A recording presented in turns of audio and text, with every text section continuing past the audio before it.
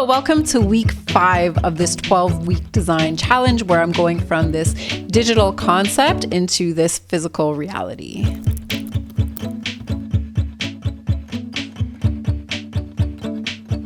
So this week I decided to revisit the Black Beauty bra.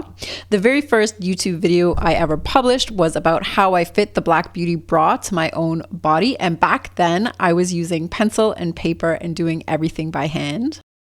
But what's really interesting is that even though I'm using CLO now, the process is generally the same.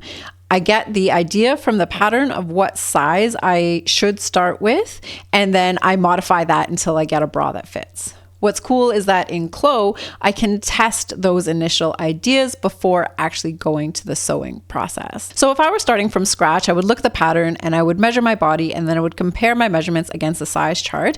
And in this case, the pattern recommends that I start with a 32G. And the underwire suggested for this 32G is a size 46 underwire. Now, back in that initial video that I made where I talked about how I fit the Black Beauty bra, and even today this stands true, I know that what works best for me is a 38 or a 40 narrow underwire. But if I didn't have this experience and I was starting from scratch, I would use what the pattern suggested. But in this case, I get to test it in CLO. I brought that 32G pattern into CLO. I traced off my size, and then I draped, sewed, and simulated the garment on the avatar. So you can see here the PDF pattern comes into CLO in its actual size. I trace it off without the seam allowance. I sew it together and apply a fabric that has the physical properties of duoplex to the cups and frame and a power mesh to the back band. Then I trace off the underwire and I apply a stiff material to simulate the underwire. And this is how the initial simulation turned out. I have elastic applied at the neckline and at the upper band and underarm just to simulate that there would be elastic tension there.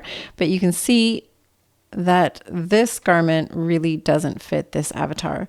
And this is really interesting because this is exactly what happens to me in real life. The straps are far too wide. The frame is going far too far under her underarm, and it's just generally too wide for this avatar, which represents my body. So I think this is really cool.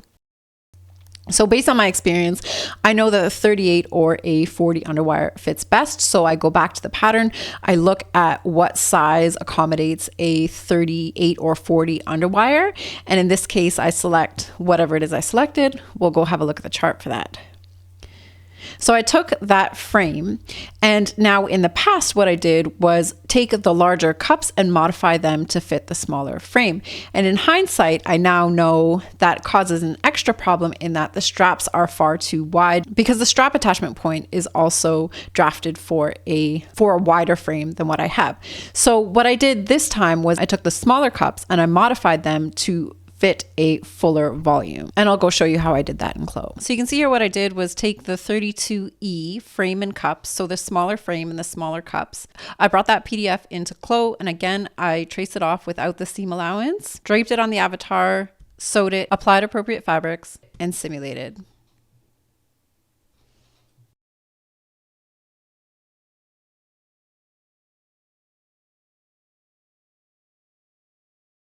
And now, as we would have expected, the cups are now too small.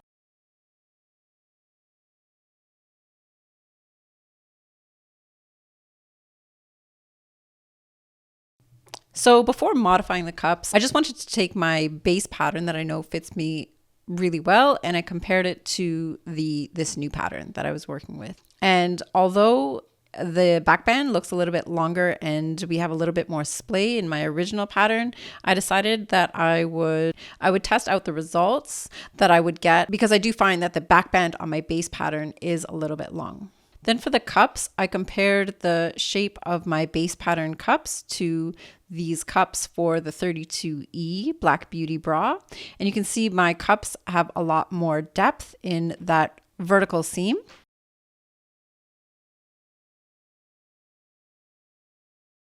And you can see the upper cup here.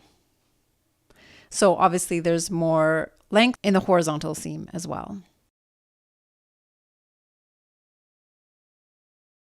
So to get the appropriate volume that I wanted from these cups, the first thing I did was split the lower cup into 2 pieces.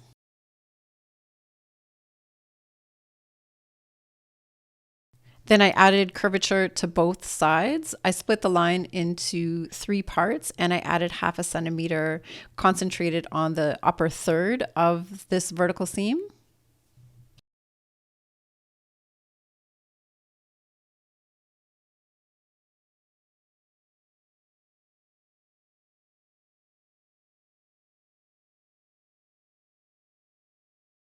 Then I use the fullness point tool to slash and open the length of the vertical seam to be the same length as the length of the vertical seam of my original base pattern.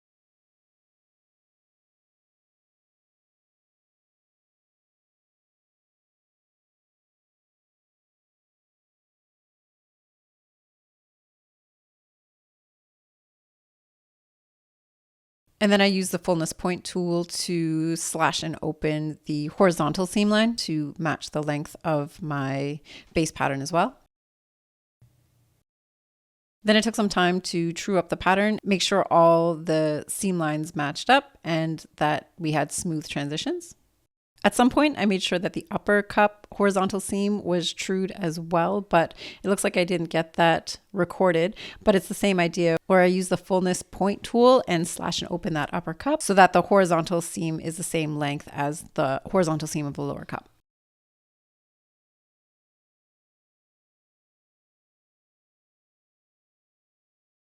And then I redrafted the power bar to fit this new cup shape. This is very similar to what I did last week with the internal support collar. This time we're only using the outer part of the pattern to create a new external power bar based on the new shape of this cup.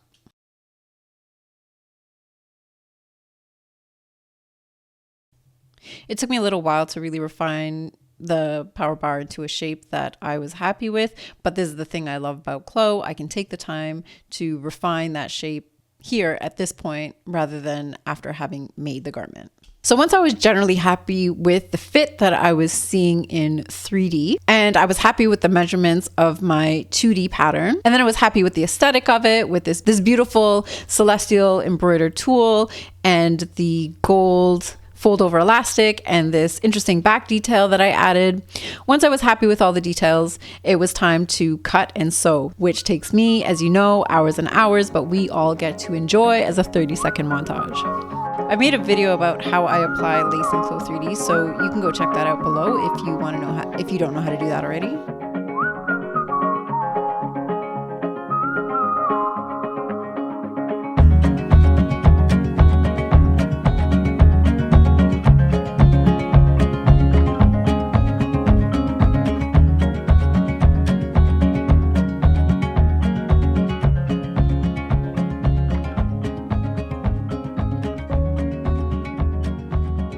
So in the making of this bra, I decided I wanted to see the gold running along the bottom band.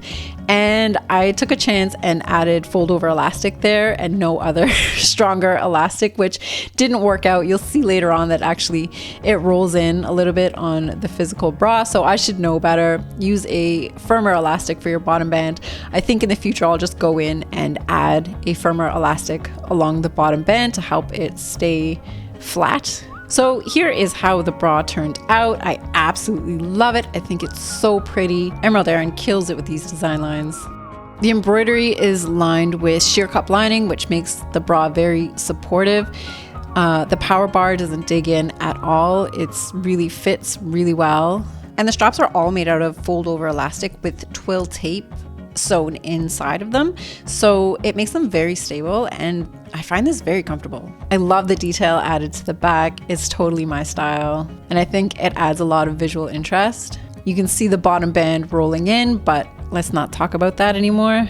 Okay, so what I thought was really interesting from revisiting this project is that the basics have stayed the same. I have found time and time again that both ready-to-wear and patterns generally don't fit me because my roots are much narrower and my frame is smaller than my cup volume suggests. So whether I am working in CLO or whether I was working by hand, The pattern manipulation stays the same.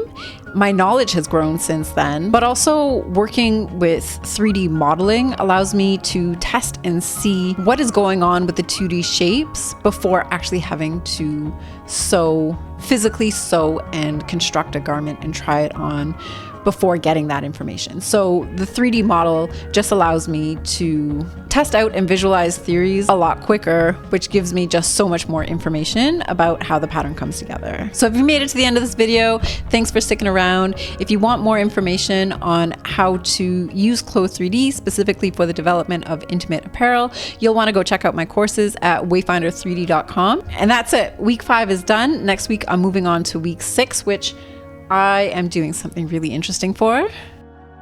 Steffi's Lingerie sent me this really pretty kit with this really cool neon lace, and she self-dyes these neon findings. How do I open this thing? Look how cool this is. Oh, it's so freaking pretty. So that's the detail I'm working with next week. I'm really excited. And then these cool laces. And she's also created a pattern for a garter belt. So I've never made one of those before, so I'm super excited. She's sent me the findings, I think, in here. Look how cool this is. I just think that is the coolest thing. And there's the findings for the garter belt. So it's going to be so pretty. I'm excited to make it. That's it for now. And thanks for watching. And I'll catch you next time. Bye. Goodbye. Make sure to like and subscribe, please.